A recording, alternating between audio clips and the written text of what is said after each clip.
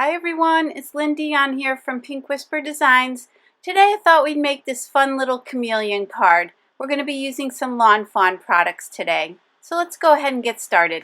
We're going to start off with this Lawn Fawn set, which is called One in a Chameleon, and I just think that is so cute, and the coordinating dies. And we're going to be stamping on the Strathmore Bristol Smooth 100-pound cardstock.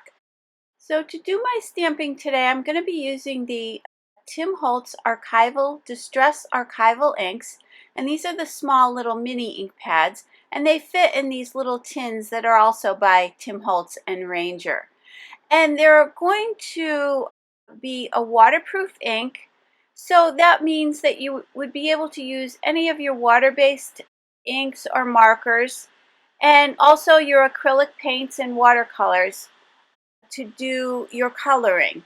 So I like to do all my stamping and then heat set these as well, just to make sure they're dry before I start my coloring. So I went ahead and stamped the chameleon, and now I'm stamping the little branch. And this is the little cluster of leaves. So I'm going to use my Lawn Fawn freshly cut grass, and this is a dye ink, and I'm going to stamp about 6 of these. Now here I am. I'm going to heat set this ink just to be sure that it's dry. I'm going to be using my Zig Clean Color Real Brush pens, and here I have the pink and the blender pen. And now I'm going to apply the color. I'm just using one color on each of these, and I'm just going to blend it out to get that lighter shade. So I'm not going to add any more colors than just the one. I wanted to keep this card fairly quick and simple. So I'm using that blender to blend those colors together. So I'm just kind of putting that darkest color up towards the top there, and then I'm just going to pull it down. So I'm going to try to keep sort of the center of his body the lightest. Now you could also use a water brush here as well. I have been using this blender pen quite a bit. I do love it. It's really nice to get into these small areas, especially on these Lawn Fawn images. It doesn't get too wet, and it blends out very easily. If you feel that you're getting too much ink on the blender pen, just go ahead and clean it off on a piece of scrap paper and then continue to blend. And you would do the same thing if you were using a water brush. Now for this next one, I'm using the orange. So I'm going to do the exact same thing. I thought I would show you just one more. The third one I will color off camera. But I wanted to show you that I'm just doing the same exact thing for all 3 of these.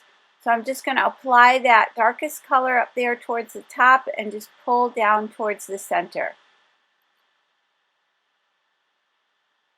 And then I'm going to apply a little bit of ink down towards the bottom on his feet and his body there, and then pull that up towards the center as well. So again, I'm just using one color for each of these. If you wanted more depth and to do more blending, you could add a second color. But I thought the one was fine here. And again, I wanted to keep these fairly simple. So on that last one, I used the violet color. And to do this part here, I'm using the turquoise green. And I'm just applying it towards the top and then pulling it down into those little triangles. And to get a little bit more shading, I just applied a second coating of that color. Now over here I had gotten a little bit of pink where I didn't want it, so I'm taking my water brush, applying a little bit of water, and then dabbing up the color. So it's really easy to fix a mistake that you might have made. Now I used the flesh color to do his eyes. For the branches, I'm going to be using beige and dark brown. I'm going to apply the beige first, and then just a little bit of the dark brown up towards the top and right underneath there on that branch. And I thought I would keep the top part darker because he's going to be sitting on the branch, and I thought he would be creating a little bit of a shadow there. But either way you do this would be fine. So I'm just blending those 2 colors together. I did the same thing for the other 2. Now I thought these looked a little plain, my leaves, so I'm taking the deep green, and then I'm going to take my blender pen and just pull that deep green a little bit into that freshly cut grass color.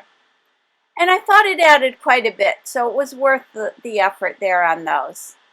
Now I'm just taking my scissors here and I'm going to cut these down into smaller pieces so that they will fit through my Sizzix Sidekick machine. So I'm going to grab the coordinating dies for these, and I'm just going to place those on there, and this will leave a little bit of a white border all the way around. And I'm going to grab some purple tape here and just tape these in place. So I've got a few of these ready to run through. Again, I'm going to be using my Tim Holtz Sizzix Sidekick machine, which is a little mini die cutting machine. And I'm just going to place those on here and run those through.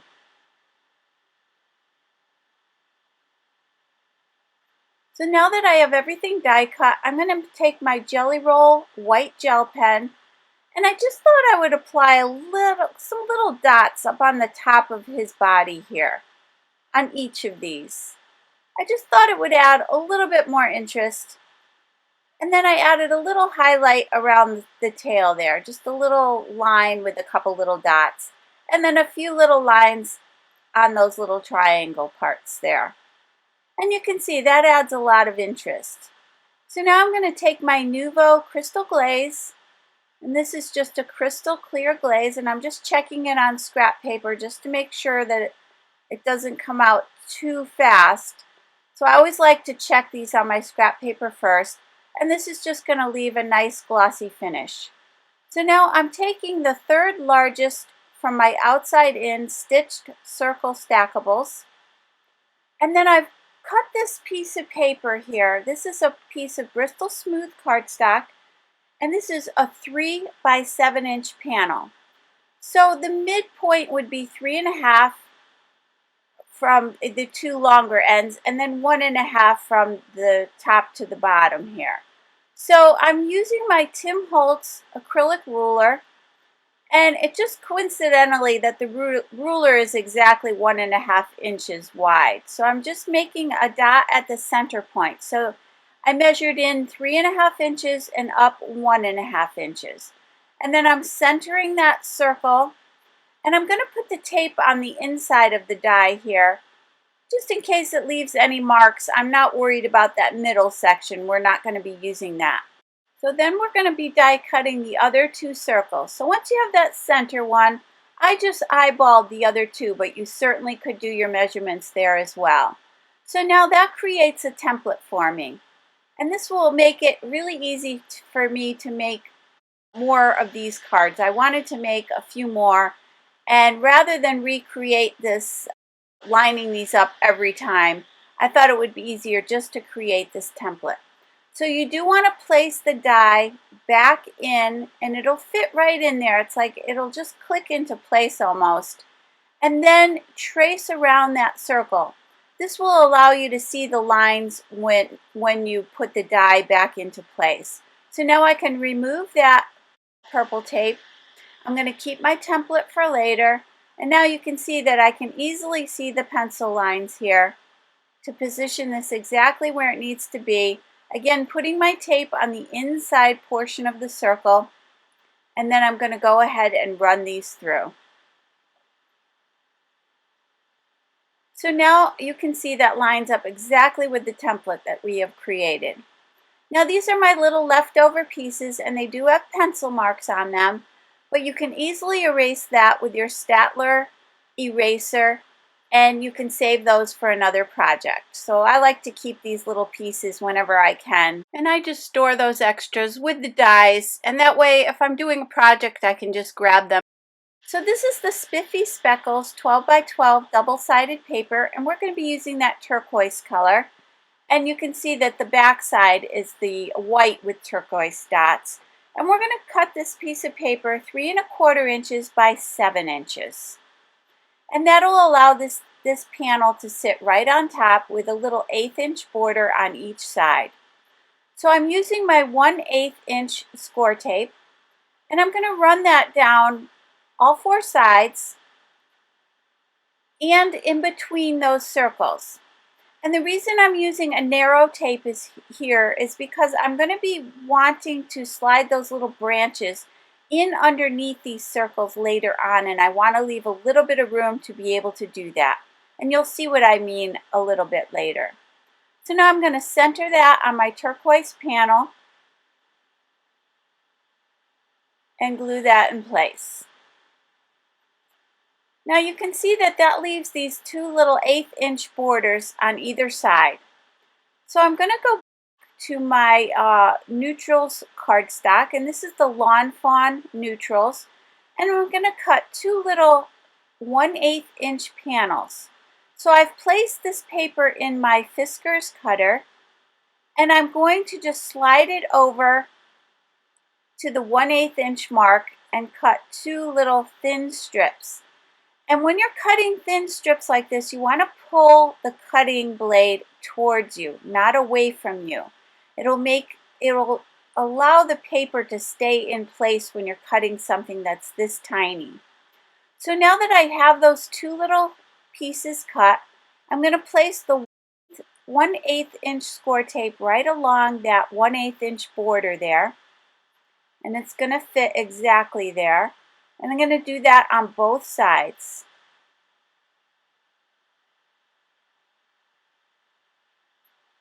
And what this is going to allow me to do, first I'm going to remove that backing.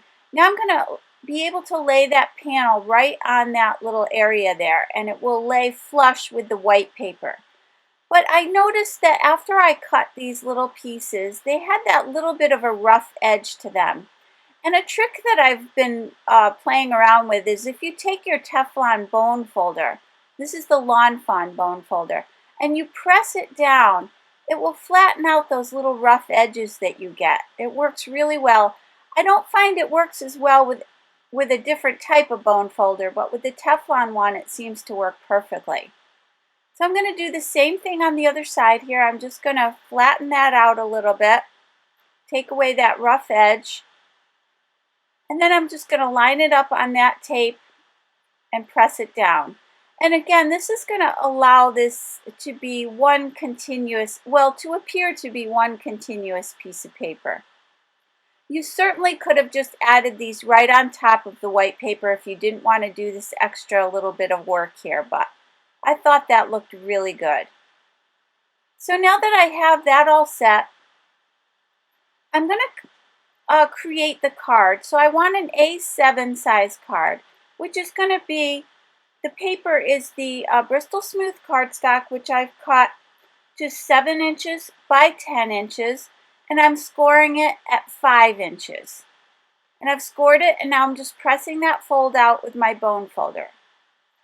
So now this will be a 5 by 7 inch card. I'm going back to my Archival inks, and I'm going to grab that hickory smoke. I wanted to stamp a background on here, so I'm going to stamp "You're One in a Chameleon." And I just put those stamps on my acrylic block in one long line. And I'm going to be stamping a background here.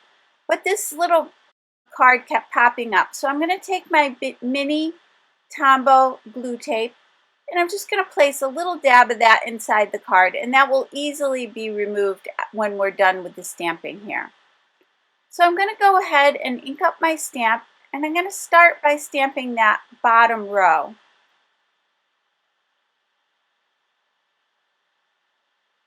So I'm going to go ahead and stamp this right across the entire bottom of the card here.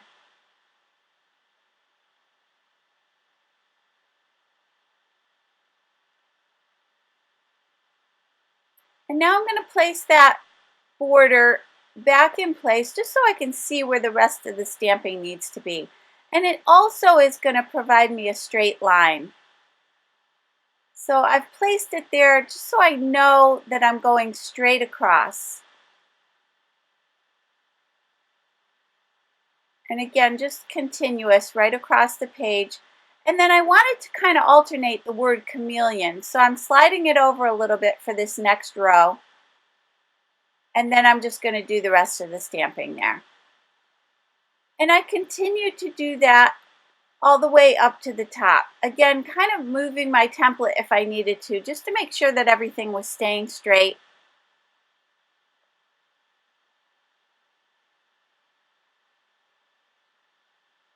And then I will confess that right about at this point, I dropped the stamp right onto my card. So I had to do this part of the stamping over. So I don't want you to think that everything goes perfectly smoothly, because it doesn't. I just edited that out and showed you the final product here. I would normally try to fix a mistake, but I just couldn't figure out a way to fix it without adding some embellishments that I didn't want to add. So now I'm taking my 1/4 inch tape from Lawn Fawn. This is a double-sided tape, and I'm going to position this in place. So now that I have that tape down, I'm going to grab those little branches. And again, you can see now that I left a little bit of room so I could slide those right underneath there. And I'm just going to kind of put these sort of down towards the bottom of the circle, because my little chameleons are going to be sitting on these branches.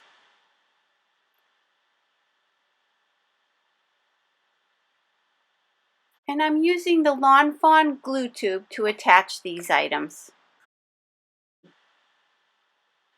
And now I'm going to do the same thing with my little leaves here. And I've just put 2 leaves on each of the branches. You could certainly add more if you wanted to. So now that I have those glued down, I'm going to attach my little chameleons. And these are the Gina K foam squares, and these are the white foam squares. And I like that they have this little box to dispense the squares with. It makes it a lot easier. And I will give you the information for all of these products down below, so be sure to check the supply list below. And now I'm going to use my Nuvo Crystal Drops, and this is the Gloss White. And I'm checking it off on a scrap piece of paper. Again, I like to do that to make sure there's no air bubbles or anything. And then I'm just going to apply some little dots here. And if you kind of go straight up and down and then use a little bit of a circular motion when you get to the top, you can kind of round off that top a little bit.